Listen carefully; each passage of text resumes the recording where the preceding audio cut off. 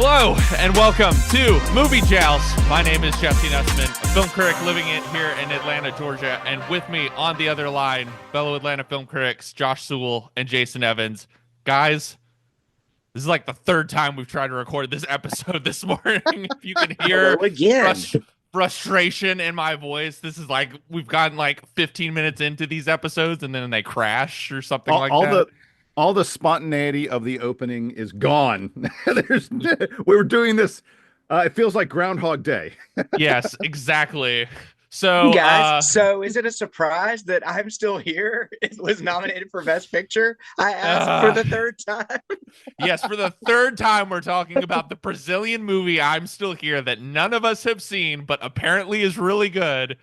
Got a nomination for Best Picture. Congrats on the Academy and Best Actress. Congrats on the Academy for being more international. Guys, do you have any takes? Let's change the subject before we jinx it again. Exactly. Maybe that's our issue. Maybe the better place to start is with the question that I've been getting nonstop this past week that I think I'll need you guys' help to answer because I didn't really know how to answer this. What is Emilia Pérez, and why is it nominated for 13 Oscars when everyone on my TikTok seems to say it is the worst movie that they've ever seen? I know we've talked about it on this episode, but I am turning the ball to you guys. Answer the people's questions about how Emilia Pérez, the most canceled movie on the internet that I think we've talked about on the show, and all three of us are sort of like mixed on it. How this movie has become like an award season juggernaut, because I'm neither here nor there on this movie, so I can't really speak. I think that, like we were saying with the other movie that shall not be named, I think it really speaks to the international contingent of the Academy, how that's grown over the last several years. It is a movie from a French director with actors from Mexico, from America, so it's a very international production with lots of various countries' hands in the production of the film. It's also got a lot of beloved, like, actual big movie stars in it, and I think the most immense thing is it has got Netflix's unlimited awards budget behind it. And so I think when you factor all of those things in together, that's why it sort of feels like the unstoppable movie right now. No, see, so Josh, all that stuff you said at the beginning, yeah, that's nice. Yeah, international and blah blah blah blah blah, and Selena Gomez and Zoe Saldana. Yeah, great. It's the Netflix awards budget. That's the reason this thing is a juggernaut, is that Netflix that has unlimited money, virtually unlimited money, has spent out the wazoo. They successfully bought a bunch of Golden Globe nominations. I think that Emilia Pérez wasn't like considered a super front runner until it got all the Golden Globe nominations that it did, and then won the best comedy or musical from the Golden Globes, and then everyone's like, oh, Emilia Pérez. Netflix has put their marketing money behind this film in a huge way. Netflix has never won Best Picture. They had The Irishman, they had Roma, they've had films that got a lot of nominations and were, real contenders, but they've never gotten over the hump and won. And I think a lot of the reason they haven't won is that for many years, people in Hollywood were like, no, streaming, you are bad. We don't like you streaming. We are all for theatrical. And now everyone makes money off of streaming. And so it had to be such a blow to Netflix too that the first streaming movie to ever win was Coda, which I loved. Like, was it the best? I totally forgot that like won Best Picture. Right, exactly. Yeah. Was it the best contender? Probably not. But the fact that it won has got to have Netflix, who has spent hundreds of millions of dollars on these things, going, really, that?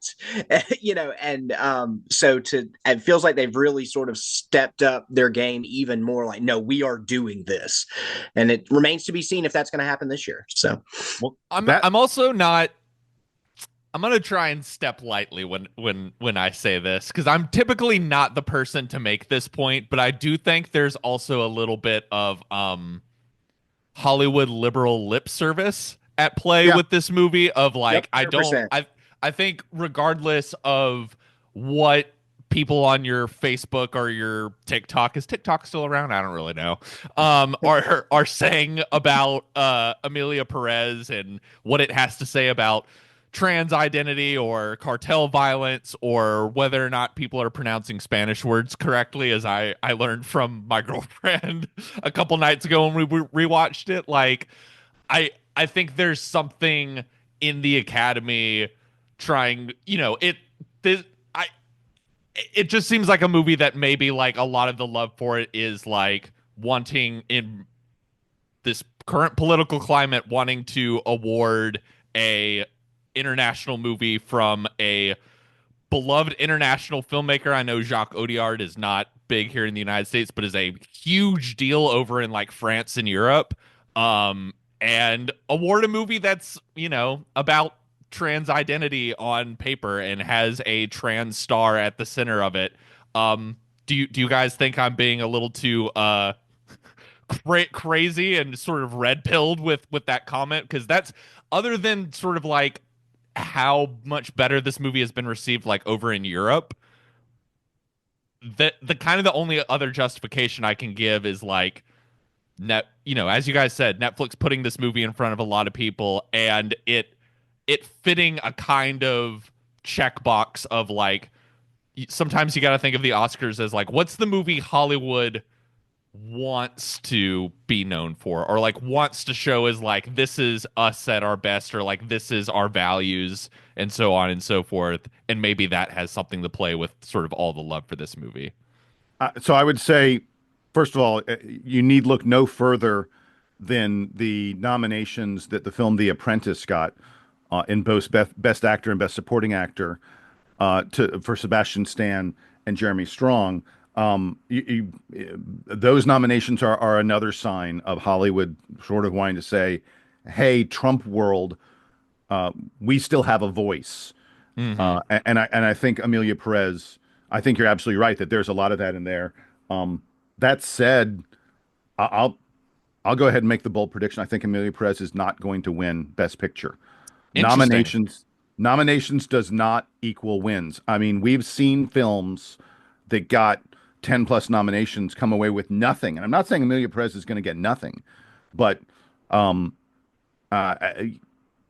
don't think you're going to see Emilia Perez win because I think it's going to be very low on some people's ranked choice vote. Folks should understand. And let me take a second if I can. I apologize for No, dominating the conversation. this is an important thing for you to explain Yeah. that I have to Yeah. explain to people every year. Yeah. So the way the Best Picture race goes, the voters rank the nominees. There are 10 nominees this year. They would rank them 1 through 10. And basically they tally up all the votes and they go, did anybody get 50%? Nope. Knock off the number 10 film. All right, the people who voted for number 10 as their first film, what did they pick second? And then you knock off number 9, then you knock off number 8, and you keep on doing that. And basically, eventually you get to the point where there is one film of all the films that are left that 50% of the voters have said, that's my number one film, and that picture wins Best Picture. So what happens when you have a race like that is, as films like I'm Still Here, frankly, Dune 2, I'm trying to think of some of the others that they're going to be films that get Nickel Boys. Nickel Boy, unfortunately, yeah. I would even say like The Substance and The Brutalist are two movies that are more divisive, I think, than they initially seem. I think The Brutalist is at enough is in the number one spot on enough ballots that it sticks around. But as you knock off, film 7, 8, 9, 10, do we suddenly see something that maybe wasn't super popular, but isn't offensive, doesn't bother people? There are a lot of people who say that perhaps A Complete Unknown is a film that, that'll be third and fourth on a lot of ballots. That's kind of why I think Anora might actually win, is just the idea of like, that's a move. I don't know a single, I'm not plugged in with the Oscar voters, but I don't know a single person who doesn't like that movie. And that seems to be like, at the very least, people think it's fun. You know what I mean? Right. So my three movies that I think are probably in everybody's top 5, And as a result, I think these three films are the ones that are most likely to eventually get there are Honora, A Complete Unknown, and Conclave. Those were my three too. Yeah. Now, that's not to say the Brutalist could absolutely win. I think there's a huge Brutalist, Jesse, as you would say, hive out there. I'm a member of the Brutal Boys, Yeah. our little gang. But if I had to put money, I would put my money on Conclave or Honora or maybe A Complete Unknown. I think A Complete Unknown is probably a little step behind those because it's not as frankly it's just not as good a movie as those. I was think it's- surprised at how many nominations. Like I think when all of us saw the Bob Dylan movie like back in early December, we walked out and we're like, that was okay. And then it's actually kind of been a hit, and then also like it getting 8 nominations and doing pretty well at the Globes too. Like it's I think proved to be a bigger awards season player than like I was predicting like a few months ago, and I think it does fit into that comfort food sort of zone that we're talking about. I want to let Josh get in, but I just want to put a pin in one thing, which is that James Mangold getting a Best Director nomination and Denis Villeneuve not getting a Best Director nomination for Dune 2 is perhaps the most offensive thing this year.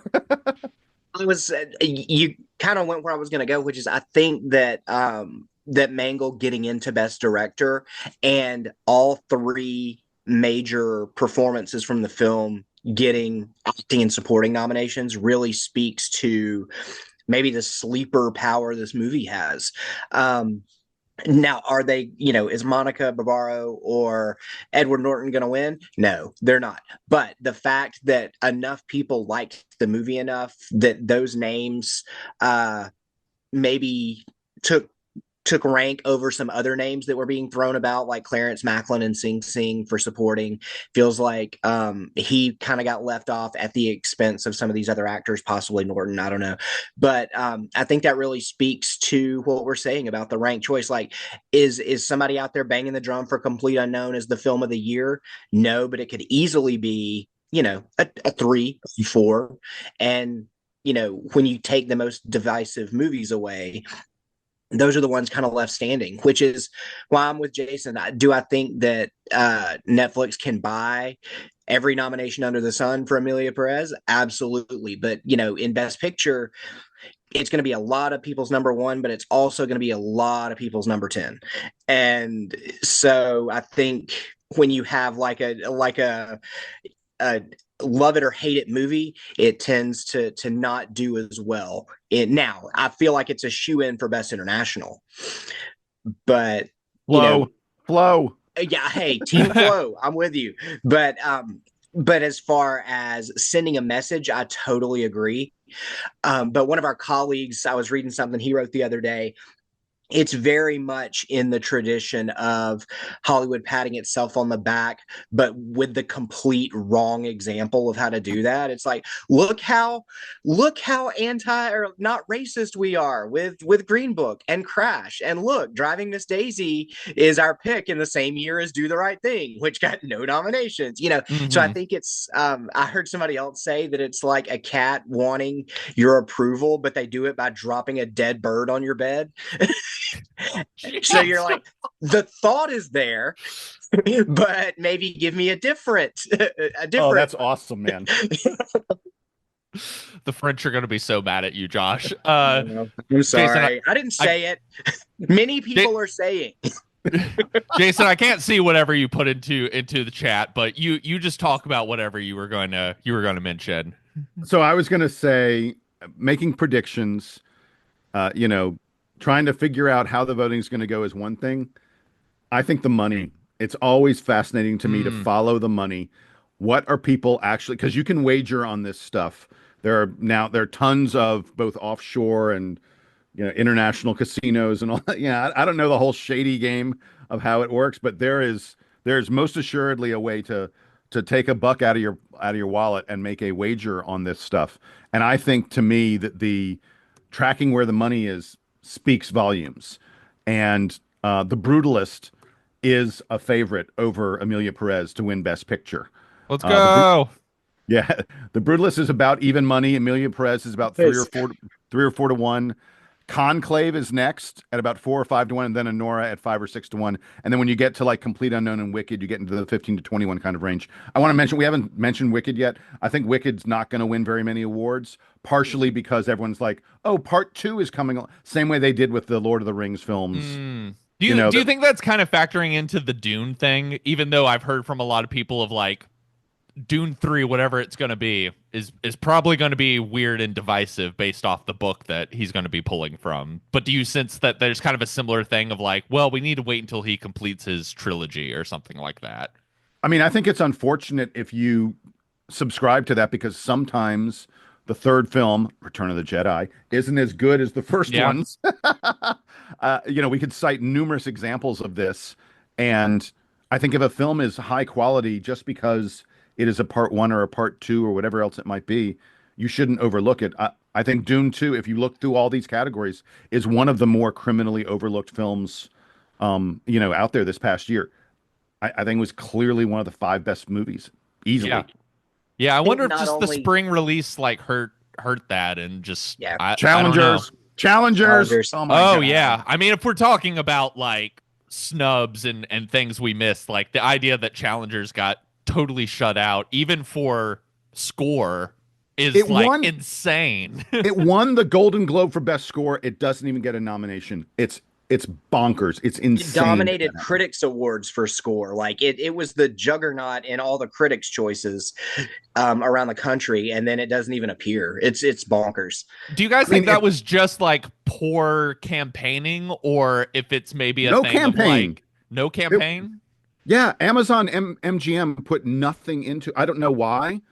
I mean, I guess they had Nickel other Boys film- was what they put most of their effort into, but like Yeah. I can't really see those two like cannibalizing each other in very many categories. You know what I mean? Think to go back what you were saying about other kind of they're here, but that's kind of the award is I think that speaks to Wicked in a nutshell. Not only is it the very half of a movie thing that we're talking about here, this is also the let's make sure Ariana Grande comes to our Oscars award, right? So like they know so many people are not to. I mean, she's great in the movie. Don't get me wrong. Like that is a very worthy nomination for her and supporting actress for Cynthia Erivo and actress, but this is also very much Academy members going, oh, a lot of people are going to watch our telecast if they know Ariana Grande is there. But they're not. We go through this like every year. They will watch that section on YouTube the next day. Right. They'll look at the AP photos and be like, look at her dress. And, So speaking of that, like this may be sort of a tangent. You can tell me if it is. What do you think about the decision to finally live stream it on Hulu in addition to showing it on ABC? I think it may pick up. I think that may pick up a lot of extra eyeballs this year. I know it will for me. I know so many cord cutters that would watch it every year, and we're always like, wait, I have to tune in. I'm not going to do that. Hey, Academy, welcome to the 2010s. Yeah, exactly. Hey, if I can, let me continue with a little bit of the odd stuff, the wagering stuff. Yeah. Because I think it gets us into the other categories. For Best Actor, it's really not that close. Adrian Brody is like better than even money. He's 5 to 8. Like you'd have to bet $5 to win a total of $8. Timothy Chalamet is next in Best Actor at 2 to 1. Then Ralph Fiennes at about 7.5 to 1. Best Actress is about the same. Who's the favorite in Best Actress? I've heard Demi Moore, but I honestly have no clue. Like that's what I'm thinking. She has gone from, oh, it's going to be a bummer that she's not nominated to, oh my God, she might win. I think that the Golden Globes speech, where it kind of felt like a lifetime achievement kind of thing, I think her speech hit at just the right time because this thing is just as much about politics as it is about the quality of the film itself. And she's been in this thing long enough to know how to play the game. Yeah, I'm surprised, but also thrilled as someone who really likes the substance that a movie that's kind of divisive like that has gotten like 5 nominations. It seems like, as you said, the front runner for Best Actress. Like I would not have predicted that when I saw that movie back in September, but am thrilled that it's happening. Well, I finally I found my I couldn't find my odds. I finally found my odds on Best Actress. Demi Moore is the favorite, sort of like Adrian Brody. She's at a little better than even money, and Mikey Madison is next at about 2-1, and then Fernanda Torres from I'm Still Here is the third pick. And then the other three categories I looked at, we have absolute massive prohibitive favorites. Like in Mhm. Best Director, Brady Corbet Mm. from The Brutalist. Like if you bet $10 on him, you would win $2. He is a huge, overwhelming favorite. In Best Supporting Actor, Kieran Culkin is the same way. A $10 bet on Kieran Culkin wins you about a buck and a quarter. Hmm. It's like basically the folks who wager are like Kieran Culkin is a done deal. And the same thing to some extent with supporting actress, where Zoe Saldana from Emilia Oh, Perez is a massive favorite. And I think that is the award that Emilia Perez is pretty certain to win. I the don't the like it in one any other. award that movie should get is for Zoe Saldana. Yeah, Yeah, I had no I idea she could sing, and she does a no, really nice job in this movie. yeah. Yeah, she carries she carries that movie almost exclusively on her own shoulders. Like Yeah. everything that works about that movie, the handful of things work because of her. So, were there any surprises that you guys were like happy about, or sort of like, fist bump? I mean, I mentioned I was pretty happy to see like The Substance got as many awards as it did. I will, drop a hot take of just sort of like I'm totally thrilled by the Complete Unknown acting nominations. Like as someone who's kind of mediocre on that movie, but like thinks the cast in it is incredible, and like as much as Brody is sort of favorite, like if Chalamet wins, becomes like Chalamet like tops him as like the new youngest person to ever win Best Actor for playing. Like I will be like totally deserved. Like he's incredible in that movie. And even I'm gonna drop an even hotter take here. I'm pretty happy about The Apprentice nominations. I kind of wonder now whether or not The Apprentice is actually like a better movie than I remember, and I was in such kind of like election anxiety headspace. But a movie that kind of like irritated me, but I think Sebastian Stan and Jeremy Strong are kind of amazing in it. And so like when they got their nominations, I was like, I kind of can't argue with that. They're both really, really good in the movie. With the movie itself, like when you're like, I wonder if it's better than I thought it was. It's not, but they're very good.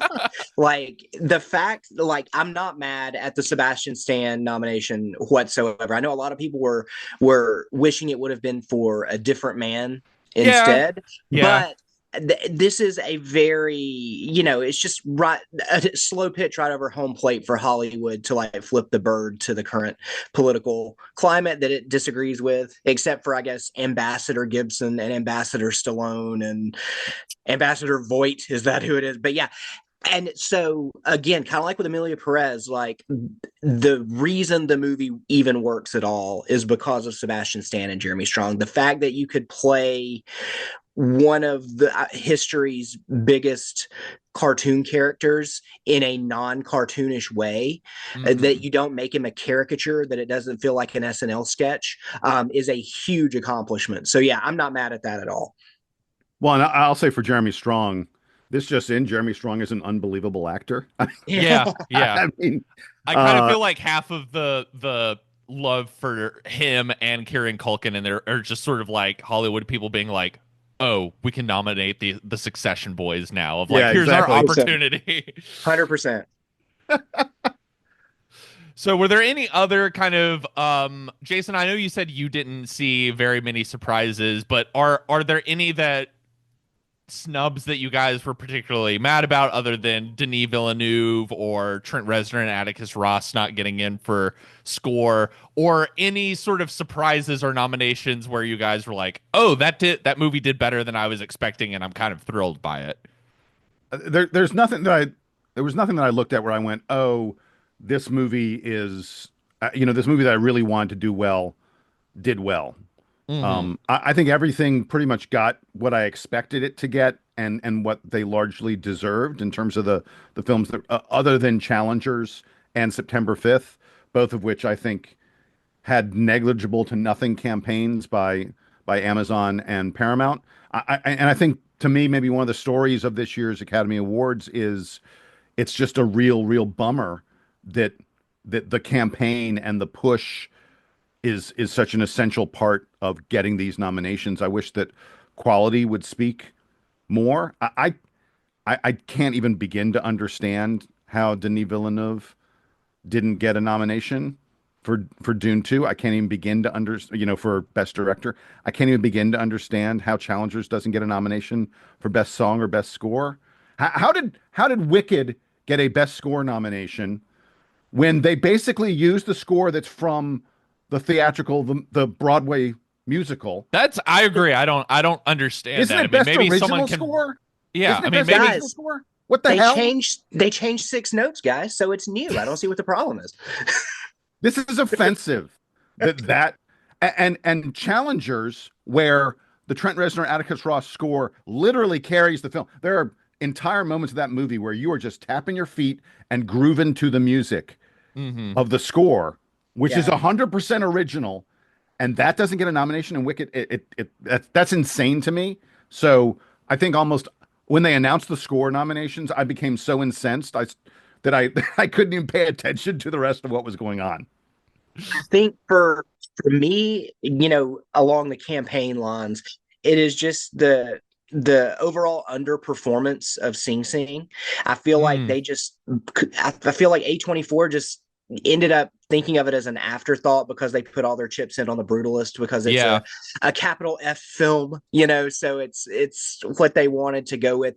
But I think at the expense of people like Clarence Macklin for Best Supporting Actor and for the film itself not getting into Best Picture, when I think most people, maybe I'm generalizing, thought that was one of the big givens of the season.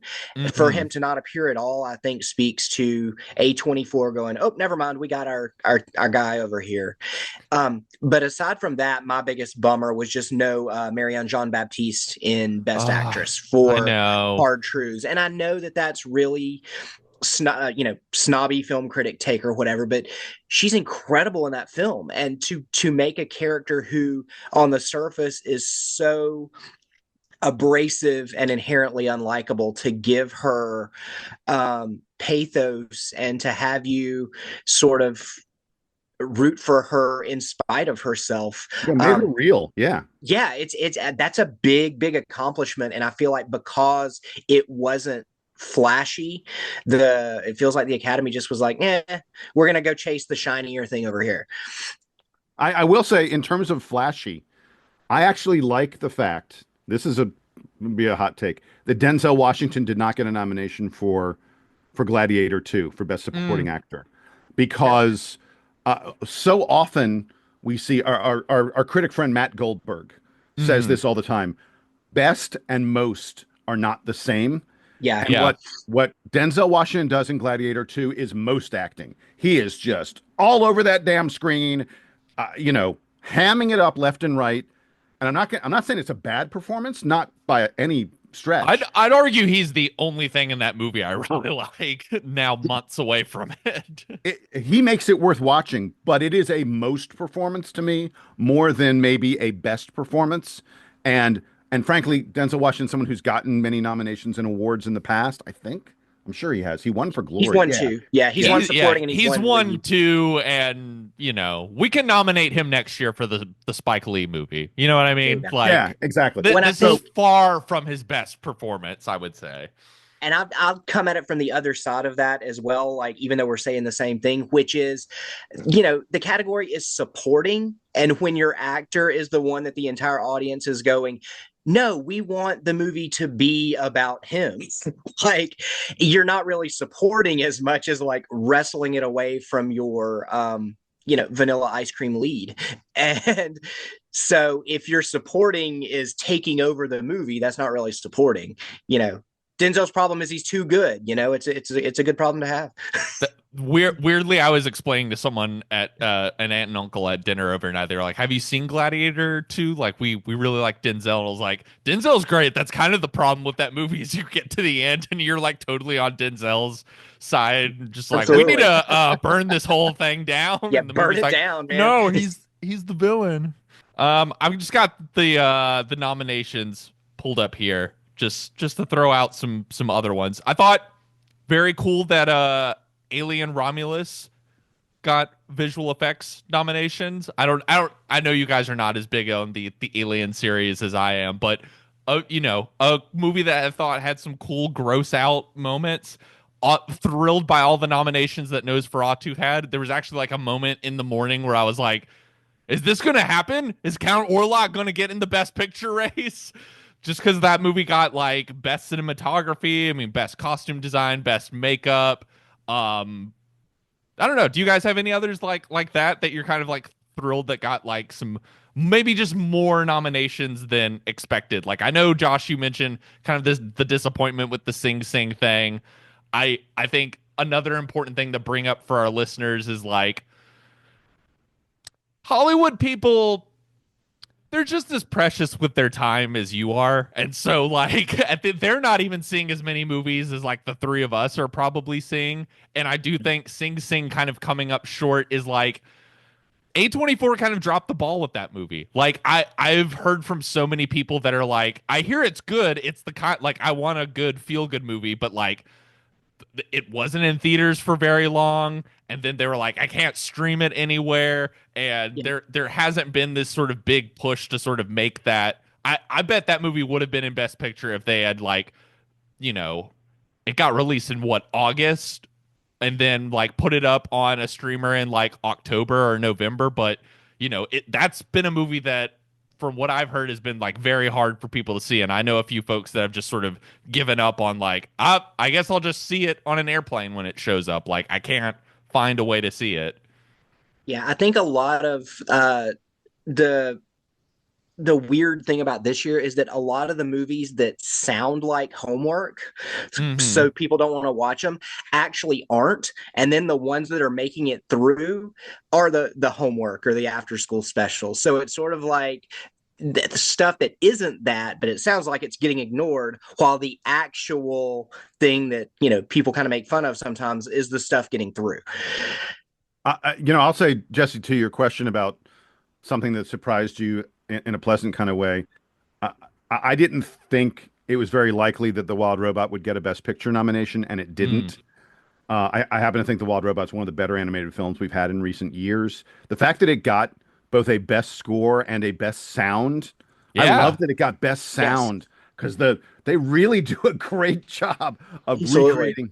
That Yeah, that was another one like when that happened early in the morning, similar to kind of those Nosferatu nominations that I mentioned. I was like, oh, are Jason and Josh gonna have like a an uplifting moment this morning of like, oh, okay, it got No, nominated for Best Picture, but gonna dash unfortunately, their hopes. We're gonna get them up and then knock them down. yes. But yeah, since challengers got Joe Pesci in Goodfellas, I'm Team Wild Robot in score now. I don't know Yeah. if I'm gonna be happy, but we'll see. I think I'm the still By the way, I rocking. think the Brutalist is going to win Best Score, Yeah. Oh but yeah. I'm just thrilled that the Wild Robot is in there. The fact that it got a few nominations, it's so hard for animated films, I think, to do anything more than get a Best Animation nomination, and for it to get all these sound awards, I think, is a really nice testament to what is a amazing film that, to me, is among the 3 to 5 easily best movies of the year. Yeah, and getting to that campaign thing, like I forget who is the studio that released Wild Robot. Whoever it is, Works. who was it? It's DreamWorks? Universal. It's Universal DreamWorks. Universal and Yeah. DreamWorks. I mean, that clearly seems like that movie came out and was so kind of beloved by audiences and people that saw it that like were able to kind of put a campaign together very quickly for it, and it seems to have like largely worked out and sort of a smart, from a studio level, kind of realizing like, oh, people really really like this. We should put some money and put some chips down on it. Well, and by the way, are we ever going to get to the point where the Academy adds a Best Voice Performance Oscar? Because there absolutely should be one. And Lupita Nyong'o, Hmm. who is the voice of the robot in The Wild Robot, would be the runaway front runner for it this year. But the Academy is adding They're a adding a new. stunt one, right? No, I don't know. No, no. Is it stunts? No, they're adding a Best Casting Oh, award that's right. next Yeah. year. It'll be in the 20. It's happening this year. 2025 films. Best casting will be a potential for 2026. Um, Not that I think casting is hugely important. Getting the right actors in the right roles is essential to having a good film. I'm not quite sure how you judge best casting. It's kind of, I mean, like, how is the best casting award not going to sort of go hand in hand with best picture?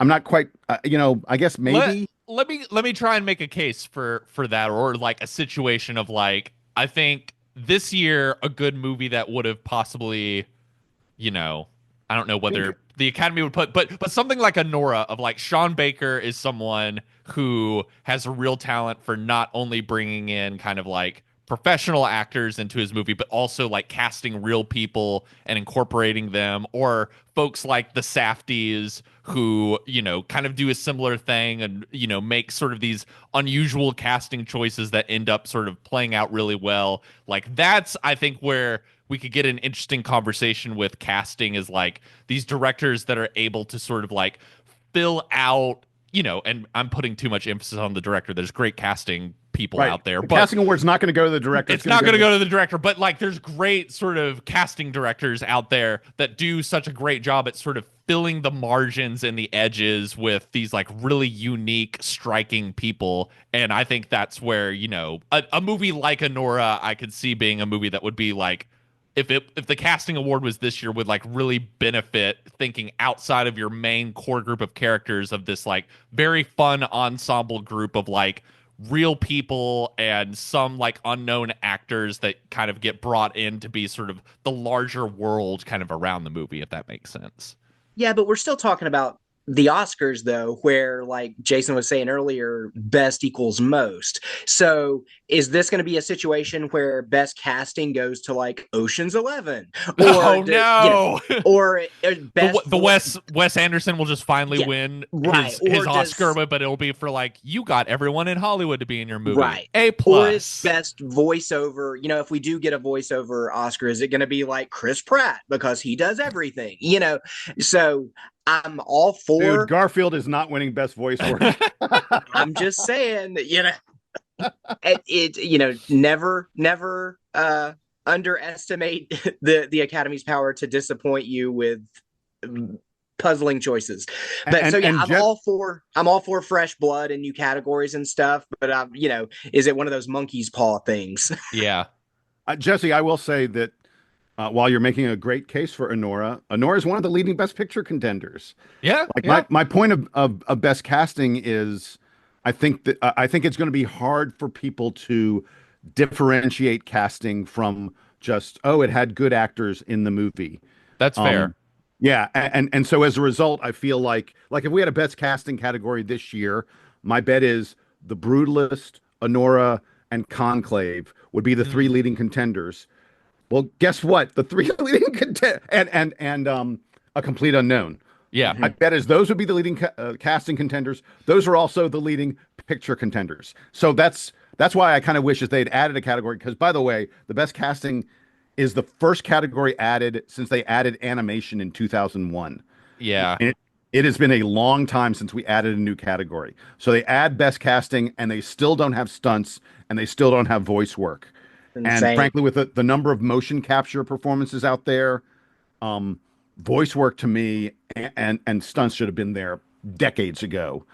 These are things that are far more overlooked than casting, which I feel like goes so hand in hand with Best Picture that I just don't see it being a meaningful expansion of what the Academy is able to honor.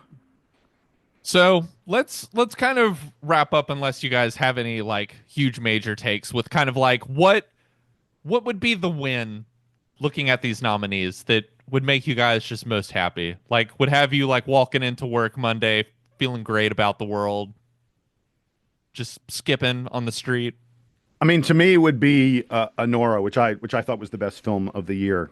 If Anora wins Best Picture, if Mikey Madison wins Best Actress, I love Demi Moore. I love Demi Hmm. Moore.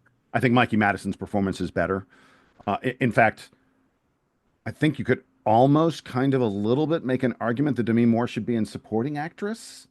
Like the back half of that film, she's almost not in the movie. She's under a metric, ton of makeup. Oh, see, that's the reason I would argue for her winning, is the like what she is willing to sort of go through in that movie, and as ridiculous as she's willing to be. Re- Regardless, I'm saying Jason's smiling Uh-huh. if Honora takes a bunch of wins, um, and if Emilia Perez, and to a lesser extent a complete unknown, if those two Hmm. get a little bit shut out. I don't mind if Chalamet wins Best Actor. I'm cool with that. He wouldn't be my pick, but I'm fine with that. But if a complete unknown sneaks in and wins Best Picture, if it wins, other awards, and if Emilia Perez frankly wins anything other than supporting actress and maybe song, Hmm.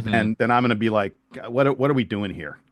Think for me, it would it I don't want my win to be somebody else like not winning, but I feel like the Kieran Culkin love in Best Supporting Actor, he's fantastic in the film, Hmm. but it's category fraud. He's not supporting. He's a co-lead. I think him and Jesse Yeah. Eisenberg have equal amount of time, and so I think that's not, I think that's undercutting what a good supporting performance does. I'd love to see somebody like we were saying with Honora, Yuri Borisov come away with that, even somebody like Guy Pearce, where Yeah. that is more of a definition of what a supporting performance does. Like it helps, it's not the lead, so it doesn't, like, it sort of adds to the film rather than steal spotlight from, like it feels like a part. And so I think for somebody to come in there in a handful of scenes, kill it, and make the movie better for it, I feel like that's a much better use of that category's time.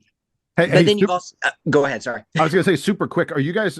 We didn't get to this, and I'm surprised. I didn't really have it in my notes, but after Josh mentioned it, Real Pain didn't get a Best Picture nomination. Nope. Only got two total nominations. Jesse Eisenberg got one Screenplay. for screenplay, I'm and I'm gonna I'm a drop a little hot take. I'm surprised. I'm fine by that.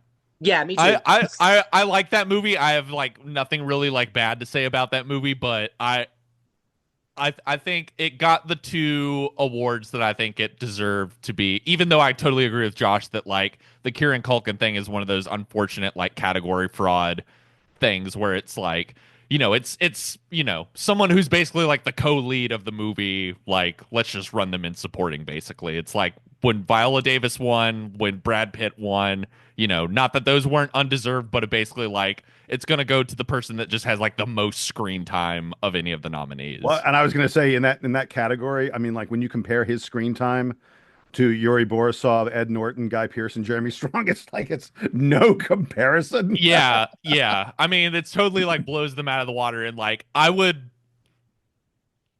don't know. I find myself like defending those other three like a little bit more and just sort Yeah. of like kind of being underrated because of the and not that I like, I love Kieran Culkin, but of just sort of like that's been such a like done deal since that movie like premiered at Right. Sundance. And then on the other side of that, and again, I get it. It's the Judi Dench Shakespeare in Love honorary award. But I have, since the beginning, I don't understand Isabella Rossellini getting a supporting actress nom What is for going I Spotlight. on She here? agree. doesn't do it. Now, I love Isabella Rossellini. Just watch Blue Velvet, and maybe that's what it is. Is a lot of these people are going, this is a fantastic actress who has been Who's underutilized never for been decades. nominated before, and Yeah, like that we just, yeah, it's a like career thing. I but Hang totally she on, has agree. she's like not three even in the. lines and She's just glares. she's Yeah. not in the movie. Yeah. She's functionally not. I mean, like, how many scenes does she have where she matters in that scene? Like two, Yeah. Yeah. maybe. She is functionally not in the movie. Yeah. I And don't even begin to understand that nomination. again, I get it. It's like, oh, well, she's the one actress in the film. We gotta put her up there. But and again, nothing against her as an actress. She's incredible. But I'm just like, that's the She's good biggest in the head. movie, but I agree. I kind of like, I mean, I that movie is one where I think we talked about like everyone I think is good in that movie. Like it's a great ensemble cast of just like Yeah. sturdy, good, like dependable actors. But like even the Ray Fiennes, like that, all the acting nominations for that movie seem like career nominations. Like Ray Fiennes, the same thing of like has never won before, and I'm just sort of like, oh my gosh, how could we have let this happen? And like he's good in the movie, but like I don't think anyone would put it on like the Mount Rushmore of Ray Fiennes performances. Lifetime Achievement Award. Yeah. Well, he's not going to win. Let's be clear, No. he's not going to win. No, No, and weird of like he was the front runner, it seemed like several months ago, of people saying like, oh well, he's just gonna get like a career Oscar, and I'm It's kind his of time. I would be I'll be thrilled with if Brody gets it, because I love that performance, and I think it'll be really fun if Chalamet wins. and those That as guys are the well. only two contend. They're the only two contend. Yep. Although, by the way, Coleman Domingo is great in Sing Sing. I would be thrilled if Coleman Domingo would win. I would Not happening. Absolutely. if Sebastian Stan won. I would think it'd be pretty funny. It'd be back Marvel winner years. Yeah. Well, hey, well, I got a question before we go. yeah. What's going to win the most awards?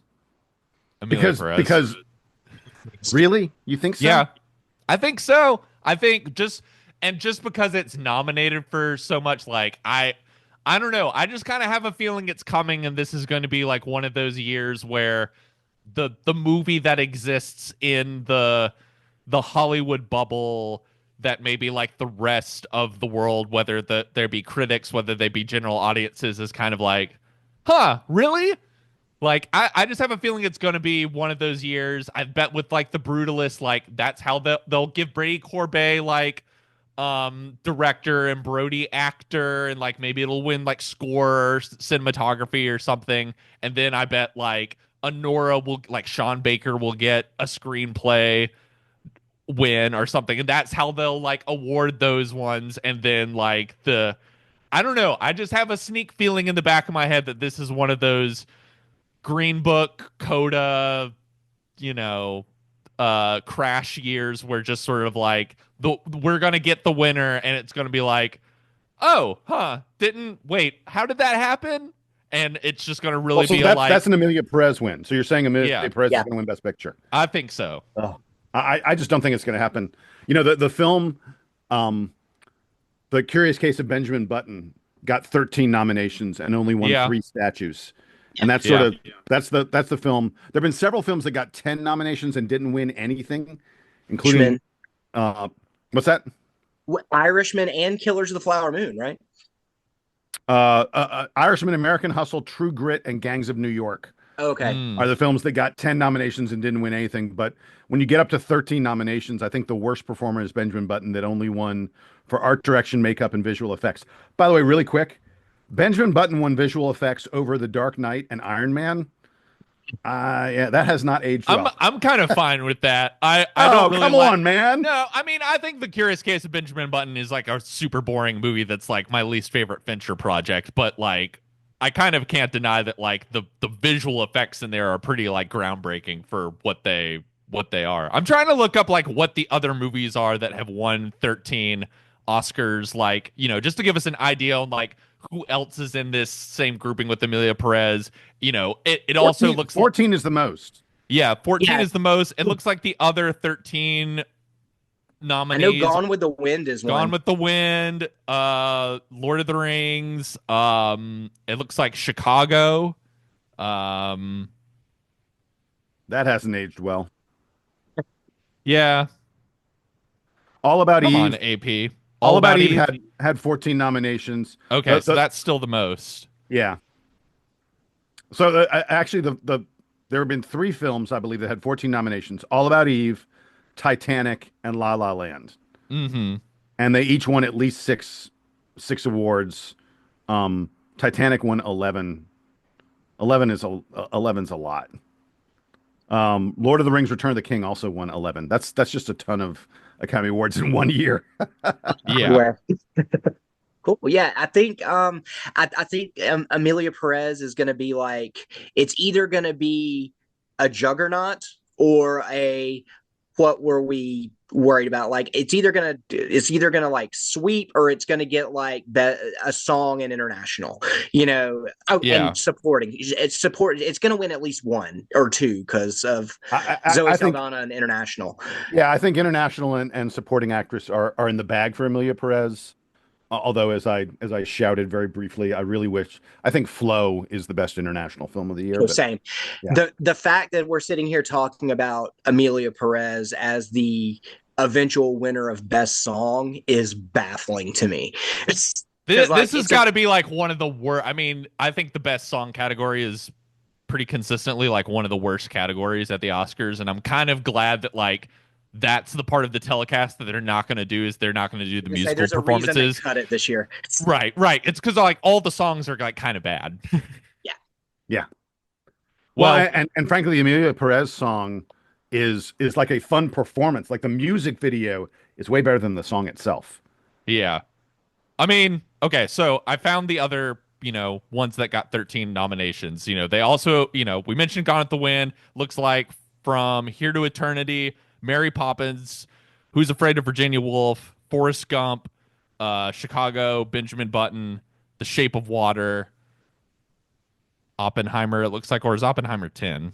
This list might be out of order, but I know definitely like Forrest Gump, a winner, Shape of Water, a winner. It seems like a little bit more like Flip, like this list of movies that have gotten that many nominations. Like sometimes they're just like a total whiff, like Benjamin Button, and then other times like whatever you think of Chicago, that one. Yeah. Forrest Gump, whatever you think about it, that one. So I don't know.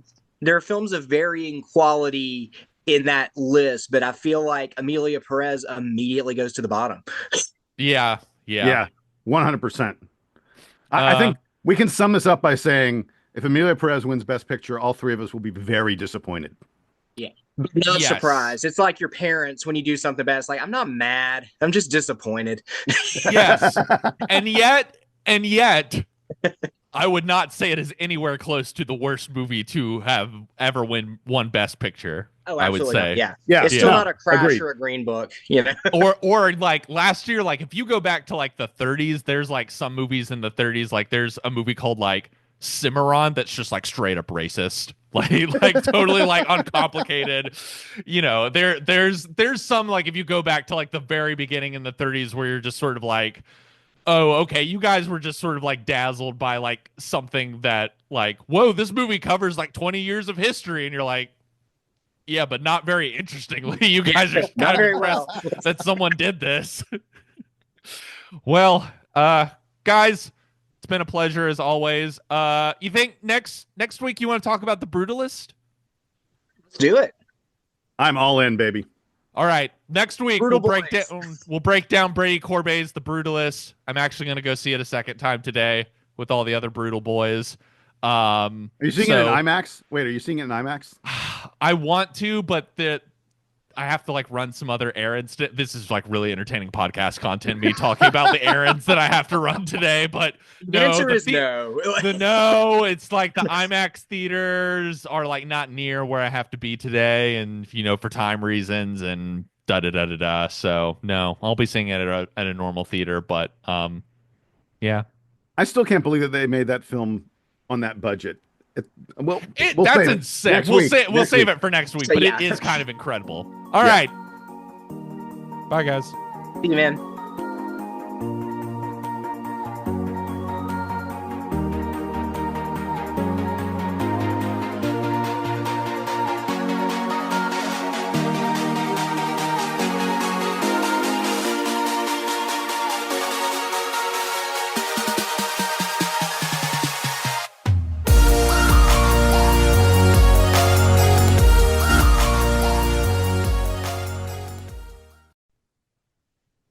How do I stop this? Stop recording. Well, when I end the meeting, it'll record. It'll give you the recording. Oh, That's okay. the end of the podcast right there. How do I That's the stop end of this? the podcast. How do I stop this? Bye, guys.